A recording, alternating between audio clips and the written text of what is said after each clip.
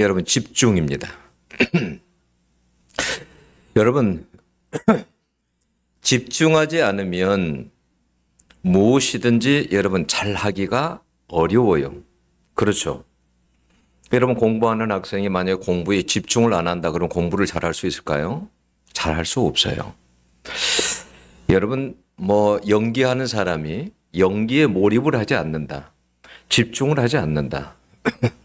그러면 여러분 훌륭한 연기자가 절대 될 수 없습니다. 여러분 운동선수들도 운동할 때 어떻게 해요? 그 운동에 완전히 몰입합니다. 집중합니다.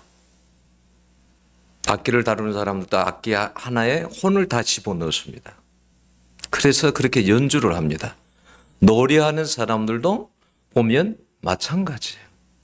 거기에 여러분 완전히 거기에 몰입을 합니다.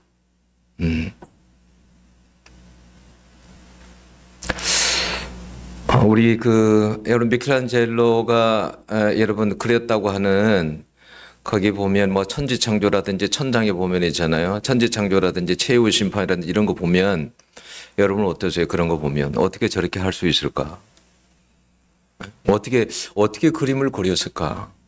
얼마나 아팠을까 목이. 근데 거기에 완전히 몰입해가지고 그런 유디한 것을 만들어내죠. 근데 여러분 신앙생활도 여러분 마찬가지예요. 몰입하지 않으면 신앙생활을 잘할 수 없어요. 몰입하는데 잘하는 비결이 있어요. 어제도 보니까 유튜브에 어떤 게 나왔냐면 이런 게 나와있죠. 90세 할머니가. 몇 세라고요? 90세 할머니.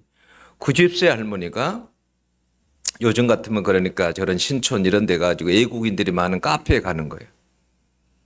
배낭 하나 메고 외국인들이 있는 카페를 가요. 그리고 외국인들에게 영어를 이렇게 말을 해요. 영어로. 몇 세 먹었다고요? 90세 먹은 할머니가. 여러분 그 90세 먹은 할머니는 어떻게 영어를 하게 됐을까요? 나이 먹으면 잘 잊어먹잖아요. 근데 어떻게 90세 먹은 할머니가 외국인들에게 다가가가지고 영어를 다 할 수 있을까요? 그건 여러분 집중입니다. 제가 교육전사 때 저희 목사님이 설교 단상에 서서 설교 본문이 그게 아무리 길어도 다 외우시더라고요. 그래서 정말 제가 봐도 신기했어요. 그래 그 아드님이 저희가 이제 저희의 제가 맡은데 교사였는데 물어봤어요. 어떻게 그 많은 구절을 다 외우냐? 일주일 동안에 설교 본문을 물어봤더니 밥 먹을 때도 그걸 펼쳐놓고 외우고 화장실에 들고 가서도 외운대요. 여러분 몰입하니까 그게 가능한 거예요. 몰입하지 않으면 가능하지 않아요. 한 번은 예수님의 제자들이 왜 우리는 귀신을 쫓아내지 못했습니까? 라고 물어봤습니다. 그러니까 예수님께서 뭐라고 했냐면 기도 외에는 이런 이유가 없느니라. 기도 외에는. 무슨 말이에요? 기도에 몰입하지 않고서는 이런 역사가 없다라는 거예요. 네. 제자들이 자기들의 경험만 믿고 해봤는데 안 된다라는 거예요. 기도는 뭐예요? 하나님께 의지하는 거예요. 하나님만 전적으로 의지하는 거예요. 그럴 때 역사가 여러분 일어난다는 거예요. 여러분 우리가 그래요. 예배를 어떻게 하면 잘 드릴 수 있냐라는 것은 예배에 누가 얼마만큼 집중하고 몰입하느냐에 따라서 달라집니다. 예배에 집중하는 사람은 예배를 잘 드릴 수밖에 없습니다. 예배에 몰입하는 사람은 예배를 잘 드릴 수밖에 여러분 없어요. 여러분 앞에서 찬양을 인도하잖아요. 찬양을 인도하는 사람들도 쉽지 않을 거예요. 찬양을 잘 인도하기 위해서 찬양곡을 많이 보고 또 불러보고 거기에 완전히 몰입해야 돼요. 저는 여러분 설교자가 이 설교 원고를요, 이게 한 장이잖아요. 저는 한 장에다 놓고 설교를 하거든요. 그런데 이 한 장을 만드는데 여러분 얼마나 많은 에너지가 들어가는지 아세요? 이거 한 장 아무것도 아닐 것 같잖아요. 그냥 채울 것 같잖아요. 금방. 근데 이 한 장을 채우는데도 엄청난 많은 에너지가 필요합니다. 자면서까지도 생각을 합니다. 어떤 여러분 귀한 것은 절대 그냥 얻어지지 않아요. 우리가 마태복음 13장에 나오잖아요. 밭에 감추인 보화 나오잖아요. 천국을 비유하면서 밭에 감추인 보화를 이야기합니다. 근데 그 보화를 발견한 사람은 보화를 발견하고 나서 어떻게 하던가요? 그걸 딱 덮어놓고요. 밭을 갈다가 보니까 뭐가 띠익 소리가 나는 거예요. 파봤더니 거기에 보화가 감춰져 있는 거예요. 엄청난 보화인 거예요.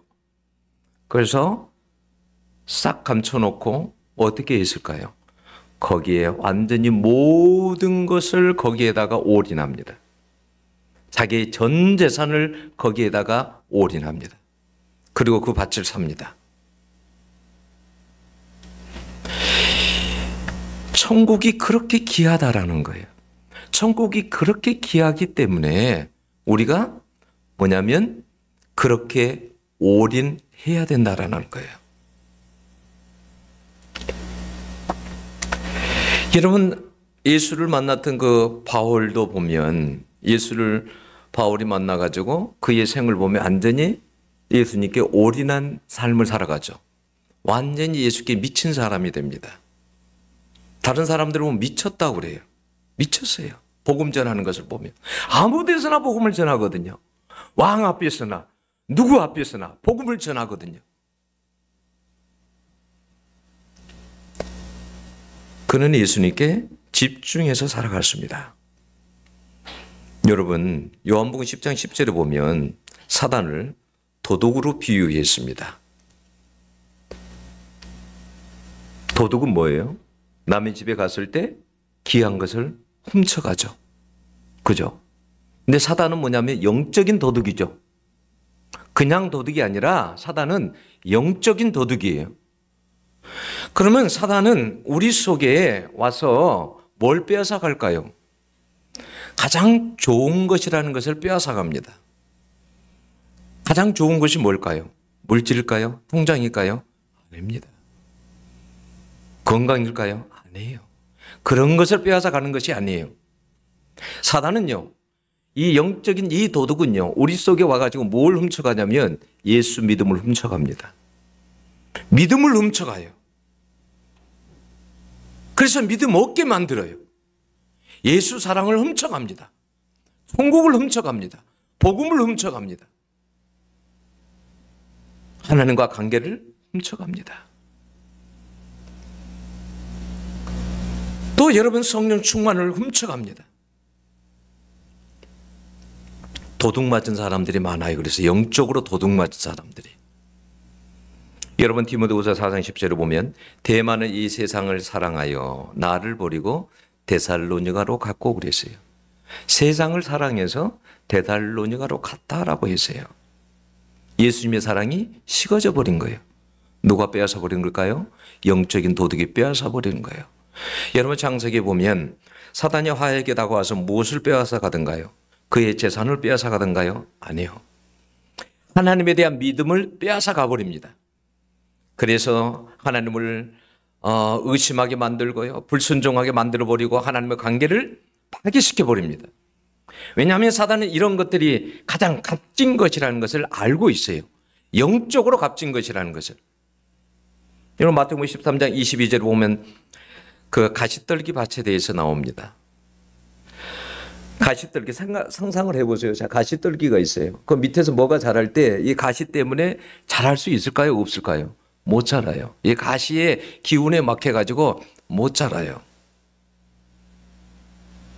사단이 뭐냐면 어떻게 하냐면 세상의 염려와 물질의 유혹의 마음을 빼앗기게 만들어요. 그리고 무엇을 빼앗아가요? 말씀을 빼앗아가 버립니다. 영적으로 말씀이 얼마나 귀한지를 알고 있는 거예요. 그러니까 이 사람은 가시떨기 밭과 같은 사람은 말씀을 항상 도둑맞고 사는 거예요. 말씀이 안 들어와요. 교회 안에 앉아 있어도 말씀이 안 들어옵니다. 세상의 염려와 근심과 물질의 염려와 근심 때문에 말씀이 들어오지를 않아요. 말씀을 도둑맞는 거예요. 그런데 여러분, 요한복음 10장 10절에 보면 도둑질만 한 것이 아니라 죽이고 멸망시킨다라고 했어요. 왜 여러분 말을 두 번을 반복했을까요? 죽이고 멸망시킨다. 여러분 가룟 유다를 생각해 보세요. 가룟 유다에게 사단이 들어갔었을 때 예수님을 의심하게 만들고 나중에 예수 믿음을 빼앗아 가버립니다. 그죠? 그리고 예수님을 돈 받고 나중에 팔아넘깁니다. 여러분 이것으로 끝이었을까요? 마태복음 27장 5절에 보면 유다가 은을 송서에 던져놓고 물러가서 스스로 목매어 죽은지라 그랬어요. 자살을 했다라는 거예요. 누가 자살을 하게 했을까요? 사단이 자살하게 한 거예요. 왜냐하면 성경에는 이미 유다 속에 사단이 들어갔다 그랬거든요. 마귀가 들어갔어요. 이미.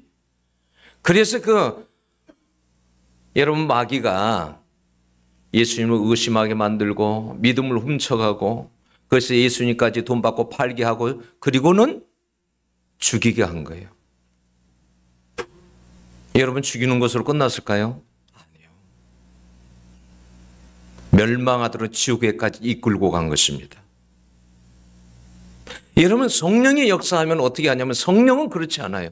성령은 죄를 보면서도 회개하게 만듭니다. 돌이키게 만듭니다. 베드로가 그랬잖아요. 사단은 그렇지 않아요. 철저하게 여러분 빼앗아갑니다. 여러분 책 중에 이런 책이 있어요. 도둑맞은 집중력이라는 요한 하리가 쓴 책이 있어요. 여러분 이 도둑맞은 집중력, 여러분 이 책에 이게 어떤 내용이냐면 이런 거예요. 우리가 뭔가에 도둑맞고 살아간다라는 거예요. 예를 들자면 스마트폰이나 소셜미디어, 스트리밍 플랫폼 등 이런 것들이 사람들의 시간을 끊임없이 빼앗아 간다는 거예요. 여러분 이메일, 우리 핸드폰에 문자 오는 건 늘 항상 확인해야 되죠. SNS에 뭐 알림 등 이런 거 그런 것 때문에 항상 분주합니다. 여러분 지하철을 딱 타면 공통적인 게 다 뭘까요? 핸드폰 보고 있는 것입니다.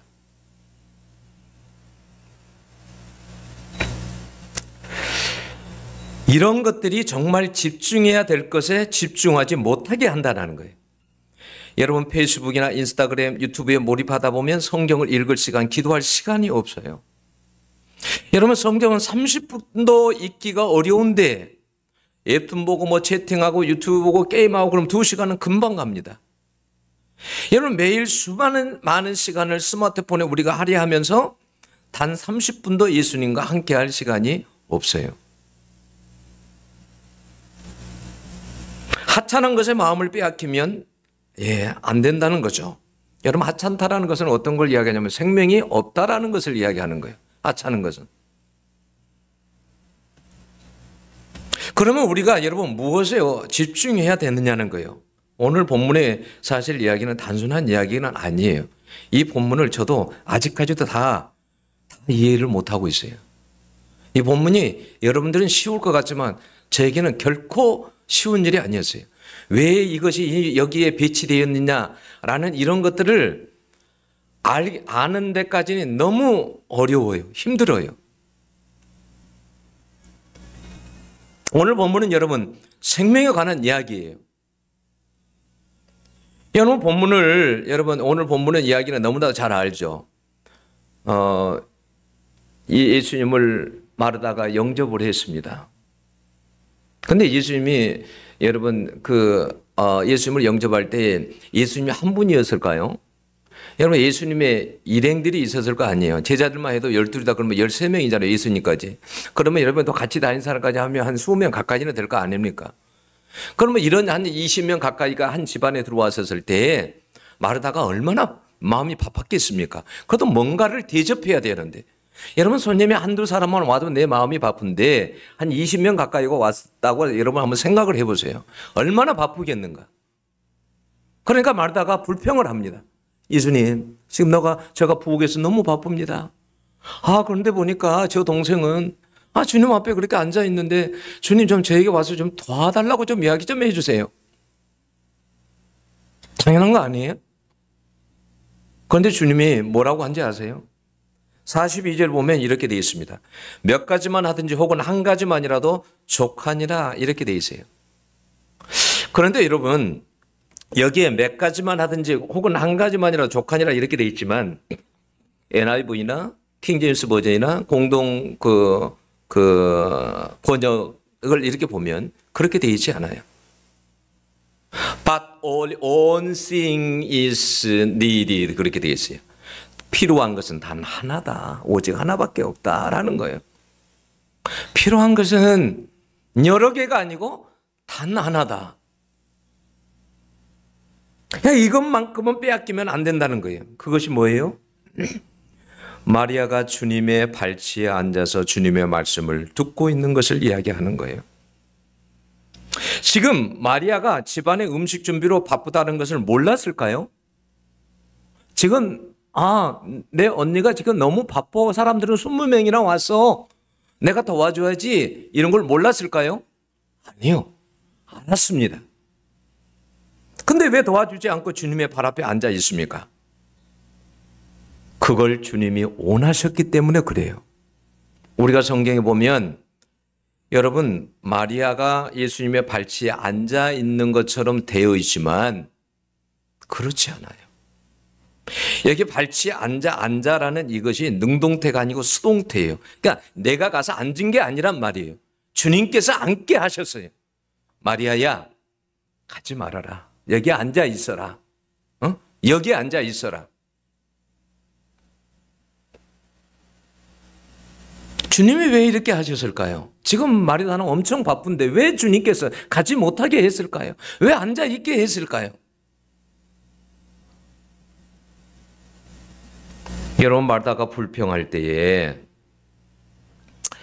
여러분, 예수님께서 이렇게 말씀하셨습니다. 마리아는 이 좋은 편을 택하였으니 빼앗기지 아니하리라 그랬어요.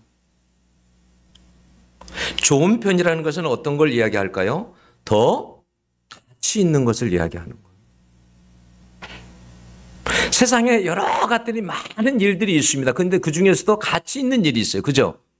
나에게 어떤 가치 있는 일이 있고 가치 없는 일이 있어요. 덜 가치한 것이 있어요.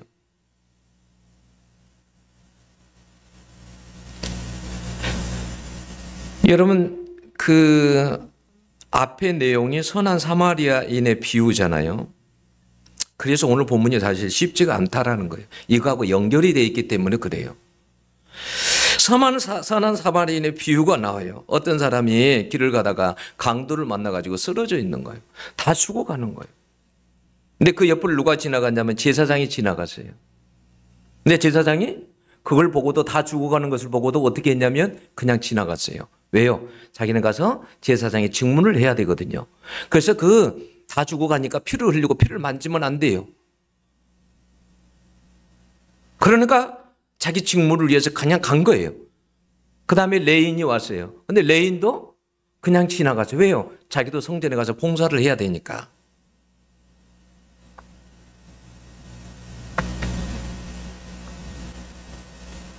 그런데 사마리아인이 와서 도와줍니다. 사마리아인이 와서 자기의 모든 여비를 다 털어서 그 사람을 도와주죠.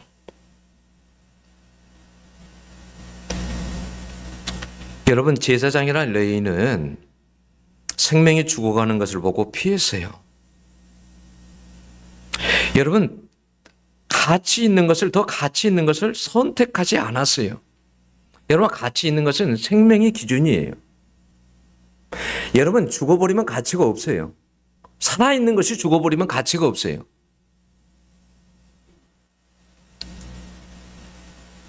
그래서 예수님은 어떻게 하냐면 예수님이 일부러 있잖아요. 안식일 날마다 병자를 고칩니다. 안식일에 바리새인이나 서기관들이 싫어할 걸 알면서, 유대인들이 싫어할 것을 알면서 일부러 안식일에 병자를 고쳐줍니다. 38년 된 병자를 고쳐줍니다. 안식일에. 안식일에 귀신 들린 자들을 고쳐줍니다. 다 안식일에. 왜요? 생명이 더 가치 있다는 것을 주님께서 그들에게 말씀하시는 거예요. 생명이 더 귀하다. 사실은요, 사마리아의 이 비유와 오늘 여러분 예수님께서 마르다 집에 들어온 이 본문은요, 여러분 사실 시간적으로는 맞지 않아요. 여기에 갖다 붙이면 안 돼요. 안 맞아요. 왜냐하면 여기 마르다의 집은 여러분 예루살렘과 가까워요. 베다니라는 곳이 3km밖에 안 돼요. 사마리아하고는 상당히 거리도 있고 이 이야기하고는 상당히 거리감이 있어요. 근데 여러분 누가가 하나님의 어떤 그러한 영감으로 여기에다 이렇게 집어넣은 이유가 뭐예요? 뭔가 이렇게 중대한 메시지가 있는 거예요. 전하려고 하는 그러한 메시지가 있는 거예요. 제가 어렵다고 하는 게 그런 거예요. 이 본문을 어떻게 해석해야 될까? 이런 게 상당히 쉽지만은 않은 내용이에요. 그냥 그 사마리아인의 그거하고 연결해가지고 이웃으로 이렇게 해석을 이 본문을 해야 될지, 어떻게 해석을 해야 될지, 이런 것들이 좀 어려운 거예요. 아무튼 여러분 어떻게 됐든지 저는 오늘 조금 미흡하지만 이 제사장과 레위인처럼 우리도 그렇게 때로는 우리가 이 세상을 살아갈 때 그렇게 선택을 하면서 우리도 살아간다라는 거예요. 진짜 중요한 것은 선택하지 아니하고 다른 것을 선택하면서 우리가 그렇게 살아간다는 거예요.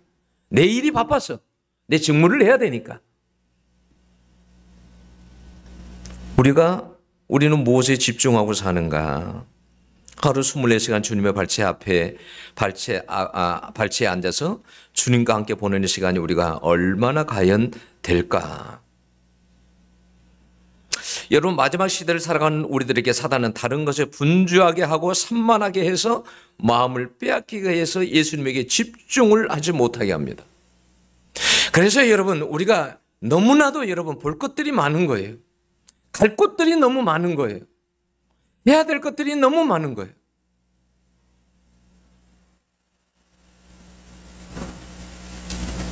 여러분 마태복음 24장에 보면 종말장에 보면 어떤 내용이 나옵니까? 마지막 때에는 거짓 선지자들의 미혹이 많답니다. 거짓 선지자들이 내가 그리스도다라는 거예요. 내가 그리스도다. 미혹들이 많다라는 거예요. 그래서 거짓 선지자들이 많이 일어난다는 거예요.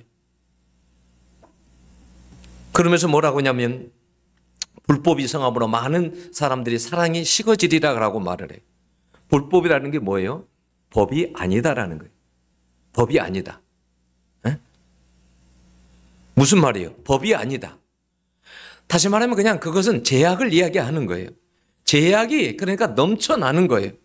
그래서 사람들의 사랑이 식어지는 거예요.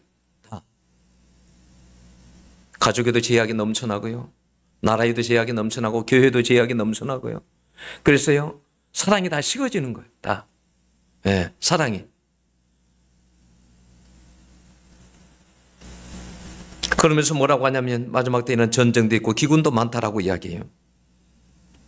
그러니까 마지막 때는 정신을 못 차려요. 예수님에게 집중하지 않으면 안 된다는 말이에요. 우리 주님에게 집중하지 않으면 안 된다라는 그 말이에요. 예수님에게 집중하지 못하면 여기저기 그러다가 끝나는 거예요. 여러분 사단이 여러분에게서 빼앗고자 하는 것이 무엇인지 아세요? 여러분 생명을 빼앗고자 하는 거예요. 생명을. 여러분 말씀에는 여러분 생명이 있는 거예요.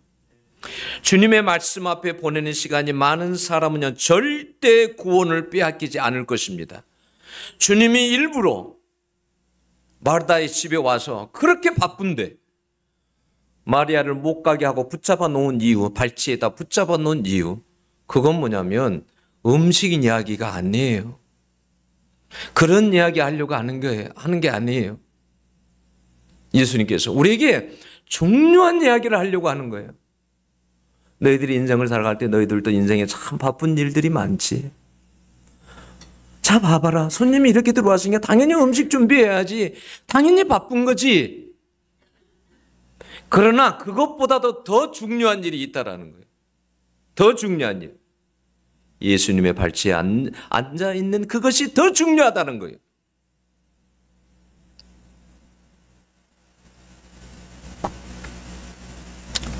여러분, 그래서 새해에는요, 한 가지에 집중하시기를 원합니다. 내가 이것만큼은 어떤 상황 속에서도 빼앗기지 아니하리라. 주님이 마리아에게 원하신 것처럼 우리에게 주님도 원하시는 거예요. 주님이 마르다의 분주한 것을 몰라서 마리아를 붙잡아 둔 것이 절대 여러분 아니에요. 너희들 나한테 좀 집중해 줄래?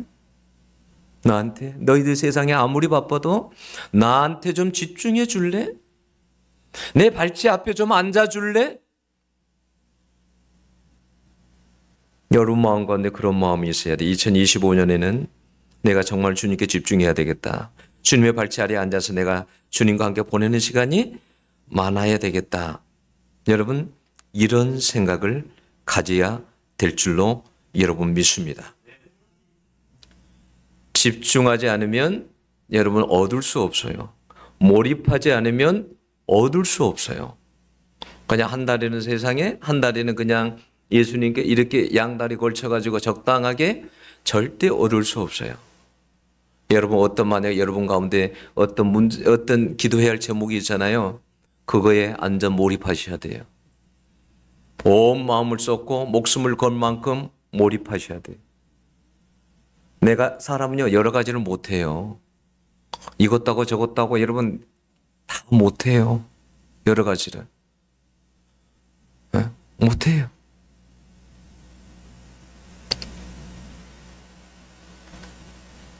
우리에게 있어 우리가 선택을 할 때, 아까 이야기하잖아요. 정여수 권사님 이야기하잖아요. 모든 것이 다 선택이라고. 옷 하나 입고 오는 것도 선택이고 다 선택이라고 그러잖아요. 예배 오는 것도 선택이고 다 선택이에요. 그런데 여러분, 선택을 할 때 어떤 선택을 할 것인가? 에? 어떤 선택을? 성명이 있는 곳에 선택을 해야 돼. 우선적으로 선택을 해야 돼. 내가 2025년에도 할 일이 정말 많아요. 너무너무 많아. 그러나 생명이 없는 것은 하나씩 덜어내는 거예요. 필요 없는 것은 덜어내는 거예요. 네. 그리고 가장 중요한 것은 내가 거기에 몰입을 하는 거예요. 그래야 여러분 얻을 수 있는 거예요. 그렇지 않고는 얻을 수 없는 거예요.